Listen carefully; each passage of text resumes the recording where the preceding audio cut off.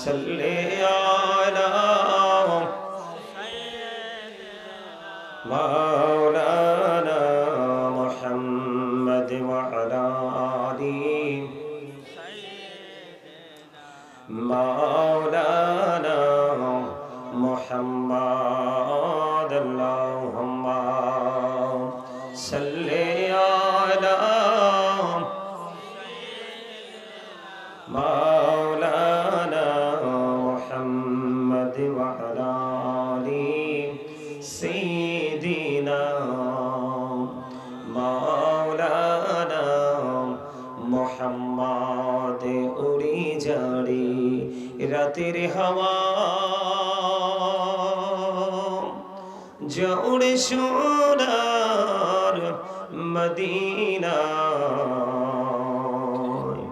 এই মজলিসের সালাম খানি পৌঁছে দিও নবীজির পাকের আওয়াজ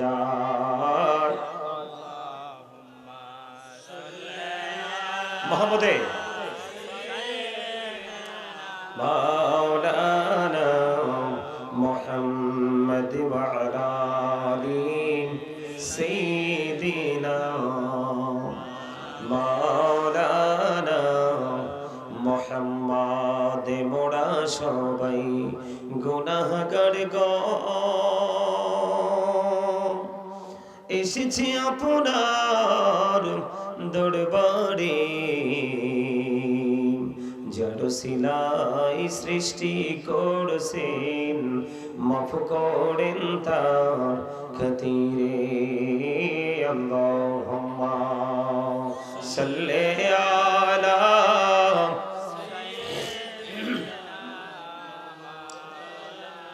মুহাম্মদ ওয়া আলা আলি সাইয়্যিদিনা মুহাম্মদ মাটির নিচে বাড়ি মোদের ওই মাটির নিচে মোদের ঘর এই দুনিয়ার আপন যারা সবাই হবে মোদের পর আল্লাহুম্মা সাল্লি আলা মোহাম্মদে মুহাম্মদ ওয়া আলা আলি সাইয়্যিদিনা মুহাম্মদ লা ইলাহা ইল্লাল্লাহ লা ইলাহা ইল্লাল্লাহ লা ইলাহা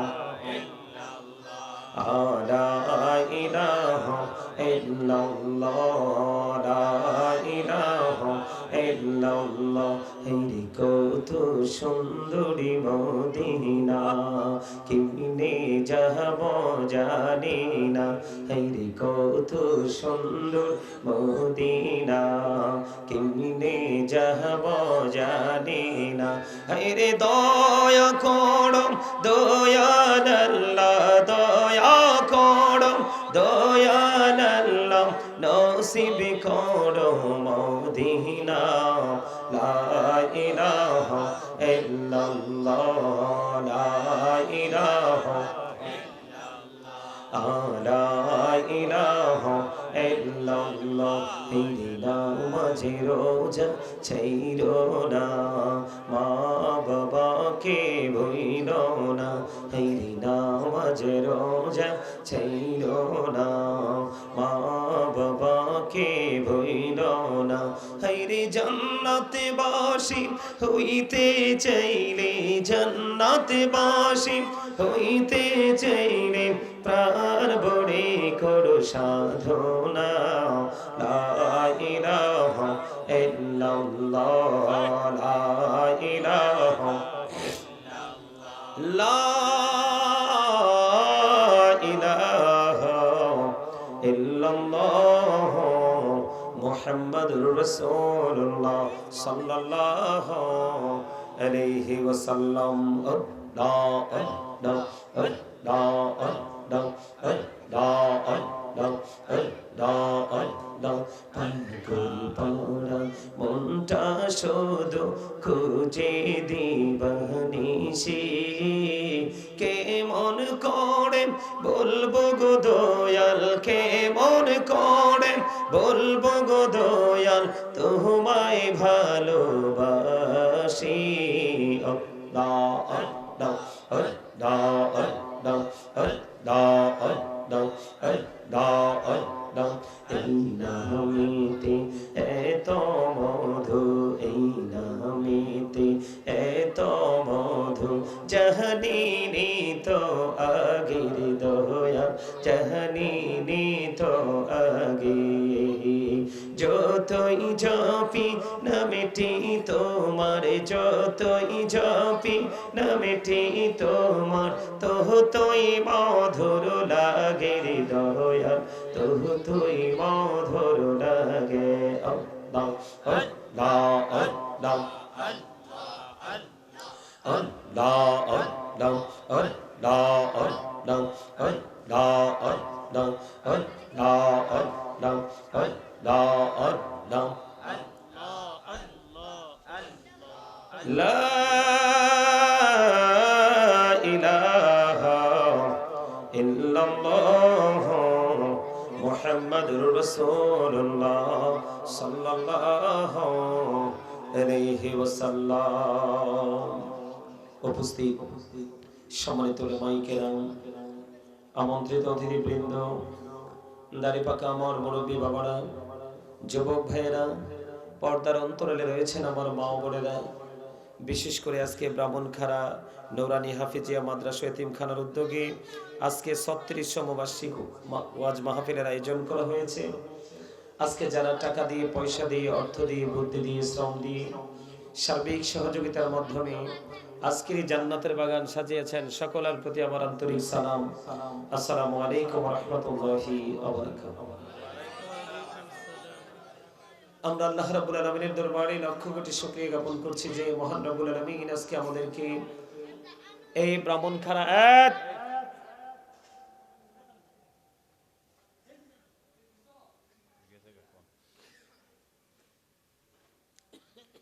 আপনারা মাদ্রাসার ভিতরে আছেন যারা, প্লিজ ডোন্ট ডিস্টার্ব মি। আপনারা কেউ ডিস্টার্ব করবেন না। সম্মানিত উপস্থিতি, আপনারা আলোচনা শুনবেন তো না চলে যাবেন? কে কে শুনবেন হাত তুলে দেখান। সবাই শুনবেন? তাহলে সবাই যদি শোনেন, সবার সামনের যে গ্যাপগুলো আছে গ্যাপগুলো ফিল আপ করতে হবে। সবাই সবার জুতাগুলো নিয়ে সামনের দিকে চলে আসেন, কারণ জান্নাতের বাগানে এভাবে এলোমেলো ভাবে বসার কোনো নিয়ম নেই। জান্নাতের বাগানে আসার পরে প্রথম কাজ হলো আদবের সাথে বসা। কে প্রথম কাজ হলো কি? আদবের সাথে বসা। সবাই মৌমাছির মতো জাগ বেঁধে বসুন, আর এই সুযোগে যাদের যাওয়ার ইচ্ছা তারা চলে যান। সুযোগটাকে কাজে লাগান, কারণ পরে আপনি একজনের মাঝখান থেকে উঠে দৌড় দিবেন, এটা একেবারেই অসুন্দর। এই যে লালমিয়া,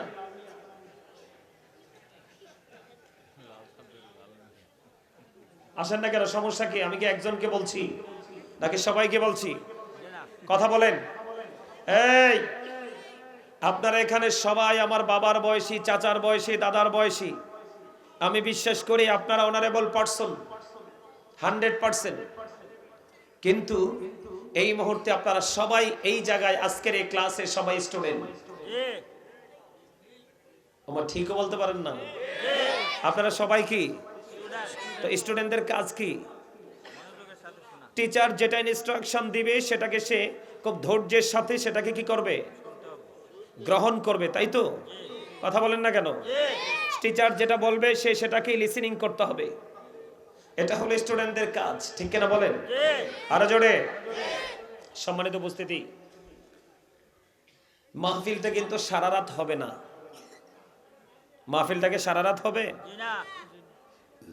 এখন থেকে কিছু সময়ের মধ্যে মাহফিলটা শেষ হয়ে যাবে।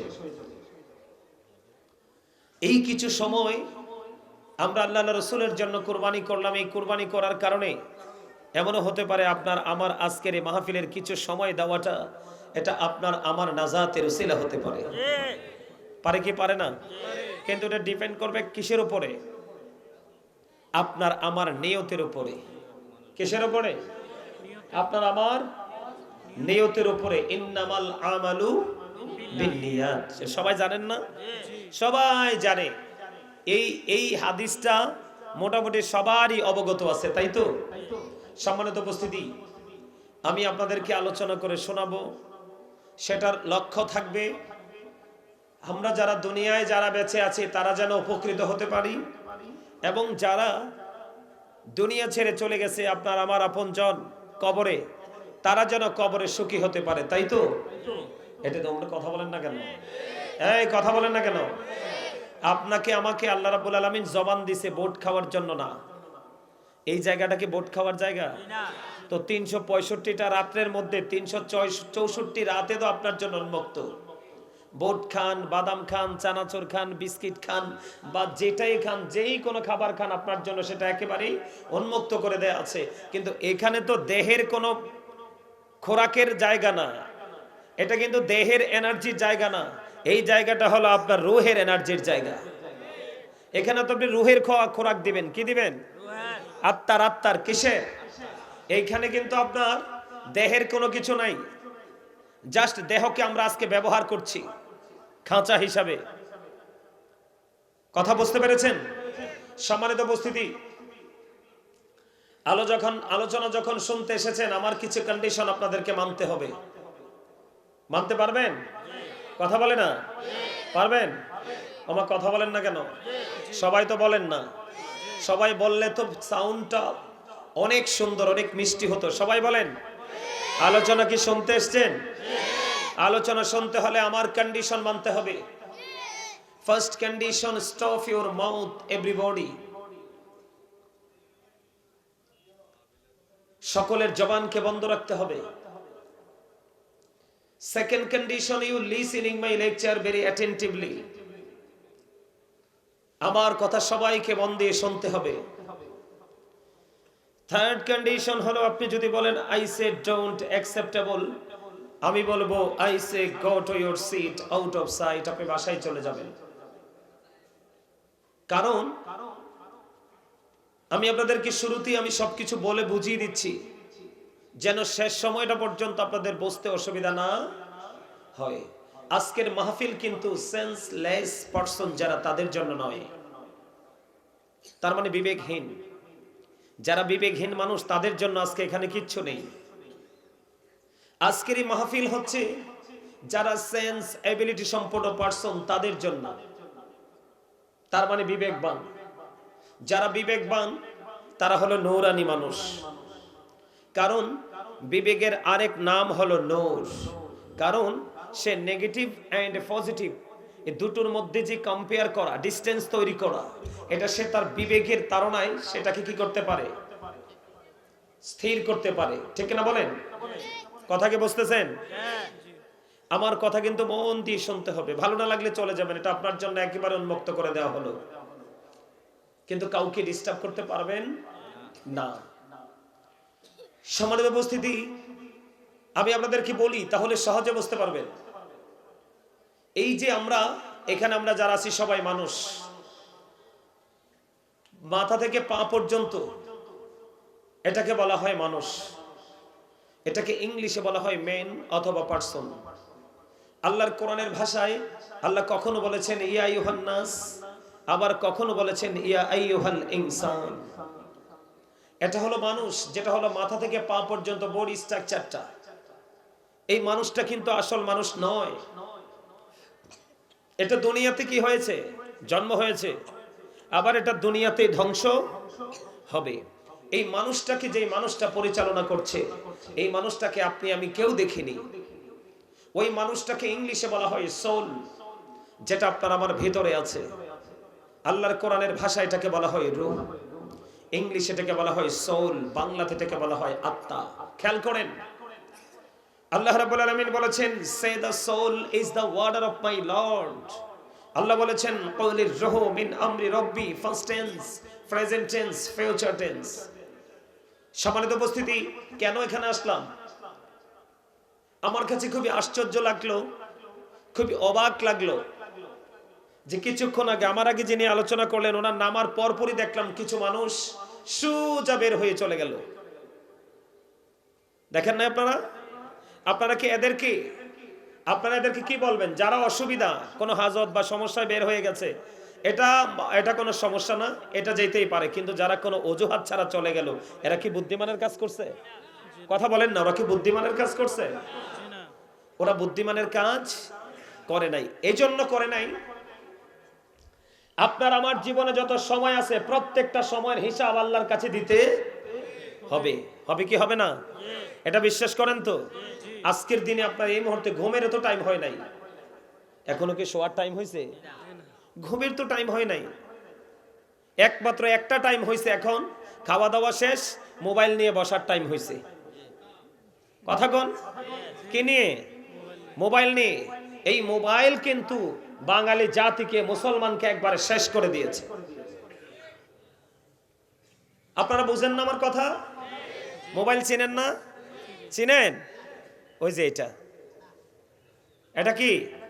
এটাকে সবাই মোবাইল বলে, আর আমি এটাকে বলি বিষাক্ত, সাপের চেয়ে ভয়ঙ্কর। কেন জানেন? পৃথিবীর কোন বিষাক্ত প্রাণী বা সাপ বিচ্ছু আপনাকে সবল মারলে বিষ নামানোর মেডিসিন কিন্তু দুনিয়ায় আছে, কিন্তু এই সাপের বিষ যার অঙ্গে ঢুকেছে, যার ব্রেইনে ঢুকেছে, কিয়ামতের আগে এই সাপের বিষ নামানোর ওঝা পৃথিবীতে আসবে কিনা আমি জানি না। কথা বুঝেন নাই? আরো জোরে বলেন। আপনাদের ছেলেরা, কয়টা ছেলে টুপি পরে আসছে দেখেন? টুপি কেন পরে নাই জানেন? ওরা টুপি কেমন করে পরবে? ওরা তো টুপি পরতে হবে এটা ভুলে গেছে এই চর্চা করতে করতে। কথা বলেন। এটার মধ্যে মুসলমানের কিছু আছে? আছে? এটার মধ্যে যা আছে সব বেঈমান কাফেরদের। কার? আরো জোরে বলেন। এটার মধ্যে যা আছে সব কার? বেঈমান কাফেররা। আপনার আমার বন্ধুরা শত্রু। আল্লাহ রাব্বুল আলামিন বলেছেন, the heretics are the eternal enemy of the believers। ঈমানদারদের প্রকাশ্য শত্রু হলো বেঈমান কাফেরেরা। ইন্নাল কাফিরিনা কানু লাকুম আদুউম মুবিনা। বলেছে কে? আল্লাহ। এখন এই বেঈমান কাফেরদের জন্য ঠিকানা কোথায়? আল্লাহ বলেছেন উইদ্দাত লিল কাফিরিন। বেঈমান কাফেরদের ঠিকানা হলো জাহান্নাম। আজকে আমরা মুসলমান জাহান্নামী হচ্ছি শুধু এটার মাধ্যমে। আপনাদেরকে আমি মনে করিয়ে দিই, একটা মানুষ চোখ নষ্ট হওয়ার জন্য এটাই যথেষ্ট। কারণ এই মোবাইলটা খুললে নোংরা জিনিস দেখে না এমন কোন মানুষ নাই।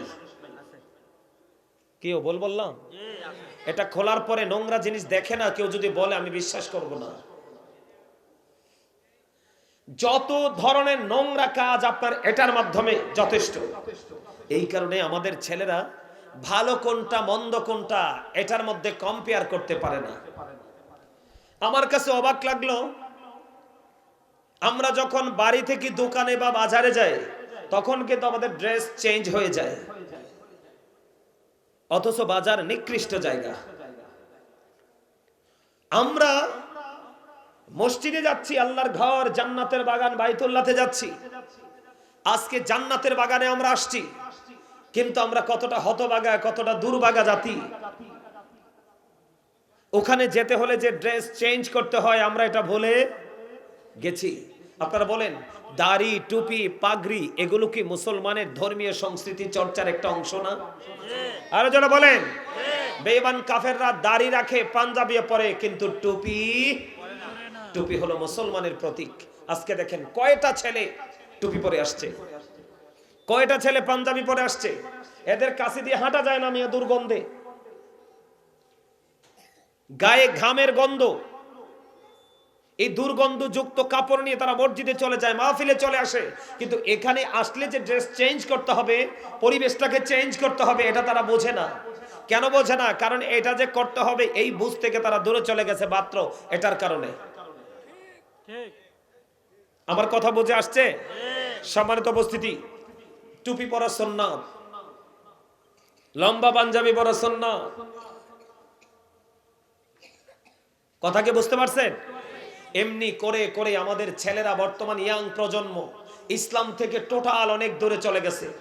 সবাইকে আমি বলছি না, সবাইকে আমি এক পাল্লা উঠাচ্ছি না, ব্যতিক্রম কিছু আছে, তবে ম্যাক্সিমামই কি অন্ধকারাচ্ছন্ন পরিবেশের দিকে। না ভুল বললাম? কথা বলেন না ভুল বললাম? আমাদের ছেলেরা কি এখন মুরব্বি দেখলে সালাম দেয়? ওরা সালাম দিতে হবে এটা তো জানেই না। ওরা এটা বুঝেই না যে একজন মুরব্বিকে দেখলে তাকে সালাম দিতে হবে, এটা সে বুঝেই না। বুঝবে কি করে? তার জীবনের যে পরিপূর্ণতা, তার জীবনের মধ্যে যে পূর্ণাঙ্গ একটা রূপ আনার দরকার, যেই জায়গা থেকে রূপটা আসবে সেই জায়গাটাকে চিনেই না। মনে রাখবেন, Islam is not only a religion but also complete code of life. আপনার আমার পরিপূর্ণ এবং পূর্ণাঙ্গ জীবন ব্যবস্থা আছে ইসলামের মধ্যে। কারণ ইসলাম হলো আল্লাহর মনোনীত ধর্ম। ইন্নাদ দীনা ইনদাল্লাহিল ইসলাম। Islam is not only a religion but also complete code of life. আপনি আমি পরিপূর্ণ পূর্ণাঙ্গ জীবন গঠন করতে পারছি না, কারণ আপনি আমি পরিপূর্ণভাবে আমরা আমাদের টিচার থেকে যে আমাদের টিচিং নেওয়া দরকার সেটা আমরা নিচ্ছি না। আমাদের টিচার কে? আল্লাহর প্রিয় হাবিব হাবিবুল্লাহ মুহাম্মদ রাসূলুল্লাহ সাল্লাল্লাহু আলাইহি ওয়াসাল্লাম। আপনার আমার টিচার কে? আমার রাসূল কে? কথা বলেন না কে? আমার রাসূল বলেছে কে? আল্লাহ। এদিকে তাকান, ডক্টর আহমদ পিয়ারা বাগদাদি পীর সাহেব কেবলার নাম শুনছেন? কেউ শুনছেন আপনারা এখানে? মুরব্বীরা জানবেন, এখনকার ছেলেরা জানবে না।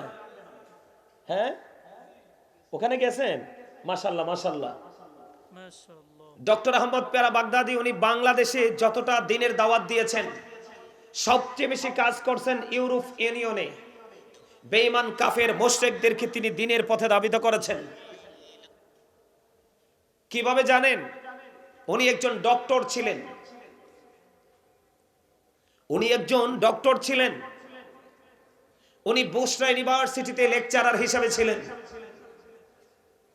এত বড় আল্লাহর ওলি ছিলেন, ওনার লেখা কিতাব যেই কোনো আলেম পড়তে পারবে না। সম্মানিত উপস্থিতি, ডক্টর আহমদ পিয়ারা বাগদাদি পীর সাহেব কেবলা 1980 সনে আমেরিকার বোস্টন মসজিদে গিয়েছেন 150 জন গির্জার সুপারিনটেন্ডেন্টের সাথে বাহাস করার জন্য। বলেন না আরো জোরে? বাংলাদেশ স্মল কান্ট্রি, বাংলাদেশ ছোট্ট একটা দেশ।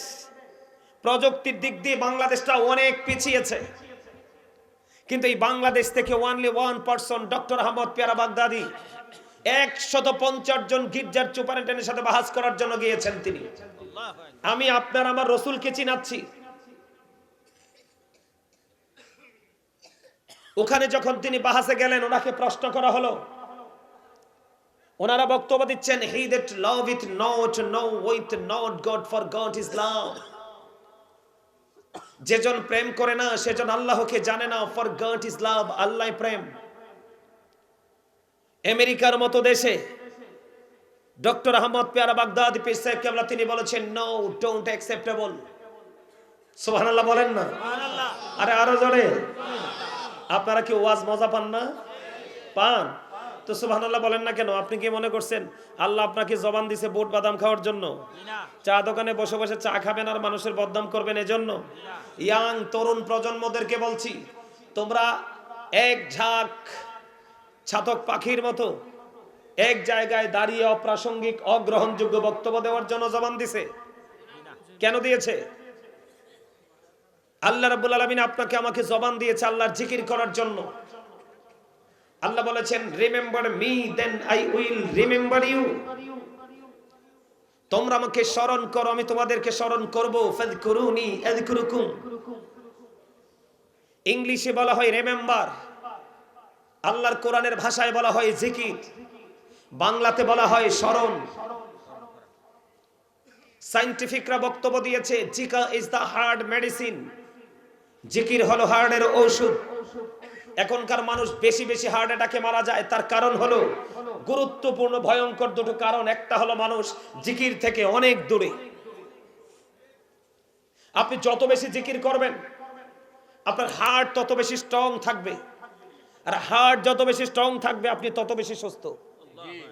জোরে বলেন না সুবহানাল্লাহ? আরে আরে জোরে।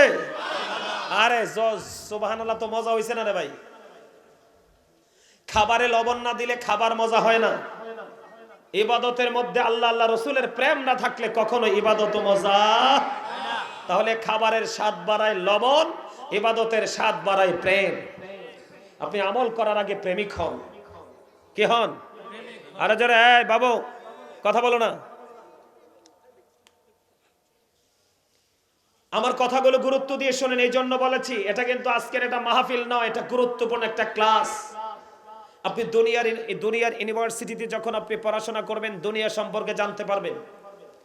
আপনি যখন এই ইউনিভার্সিটি থেকে ক্লাস করবেন, আপনার প্রেজেন্ট এন্ড ফিউচার, বর্তমান এবং ভবিষ্যৎ, এই দুটো সময়কে আপনি ব্রাইটনেস করতে পারবেন, নূরানি করে দিতে পারবেন। জোরে জোরে বলেন আল্লাহু আকবার। জিকির কিভাবে করতে হয়? ফাযকুরুল্লাহ কিয়ামান, দাঁড়িয়ে দাঁড়িয়ে জিকির করো। ওয়া কুউদান, বসে বসে জিকির করো। ওয়া আলা যুনুবিকুম, শুয়ে শুয়ে জিকির করো। তারপরও জিকির থেকে দূরে থাকা যাবে না। কি বুঝলেন? যারা চলে গেছে, এখানে যদি যুবক ছেলেরা চলে যেত তাহলে মনটারে মানাইতাম। আপনারা খেয়াল করছেন কিনা? মুরব্বী চলে গেছে যারা, ম্যাক্সিমামই মুরব্বী। এই মুরব্বী মনে হয় আজরাইলকে ম্যানেজ করে ফেলছে। ওমা হাসেন কিল্লে। হ্যাঁ, আমার কাছে মনে হয় আজরাইলের সাথে তার একটা নিগোসিয়েশন হয়েছে যে আজরাইল, আমার মরণের সময় হলে তোমারে আসলে 10-15-20 লাখ টাকা দিয়ে দিব, তুমি চলে যাইও। সিস্টেমটা এরকম আসেনি কোনো? এরকম সিস্টেম নাই? নাই? ও মা, আমি তো মনে করছি ব্রাহ্মণ খারাইছে গিয়ে এরকম সিস্টেম আছে। নাই, just time, no complain, no argument. ভুলে গেলে চলবে না, অল মেন উইল ডাই। সবাইকে চলে যেতে হবে। যখন সময় হবে কোনো এক্সকিউজ গ্রহণ করা হবে না। ঠিক কিনা বলেন? খেয়াল করেন আল্লাহ রাব্বুল আলামিন কি বলেছেন? ইয়া আইয়ুহাল্লাযীনা আমানু যিকুরুল্লাহা যিকরান কাসীরা ওয়া সাব্বিহুহু বুকরাতাও ওয়া আসীলা। আল্লাহ কিন্তু ঈমানদারদেরকে ডাক দিয়েছেন। কাকে? আল্লাহ কোন বেঈমান, কাফের, মুশরিক, কোন মুনাফিককে ডাক দেয় নাই। আল্লাহ ঈমানদারকে ডেকে বলেছেন তোমরা বেশি বেশি করে আল্লাহর জিকির করো, সকাল টু সন্ধ্যা আল্লাহর পবিত্রতা ঘোষণা করো। জোরে কোন সুবহানাল্লাহ। বন্ধুনি আমার, জিকির কেমন করে করতে হয় হৃদয় করে শোনো বন্ধু। আমার নবী, আপনার নবী, দো জাহানের বাদশা নবী, রাহমাতুল লিল আলামিন নবী, নূরুল আলা নূর নবীজি। আমার নবী, আপনার নবী, দো জাহানের বাদশা নবী, তিনি বন্ধু ডেকে ডেকে বলেছে, উম্মত তোমরা এমন ভাবে জিকির করো দুনিয়ার বুকে রে, মানুষ দেখলেই যেন তোমাদেরকে পাগল বলে।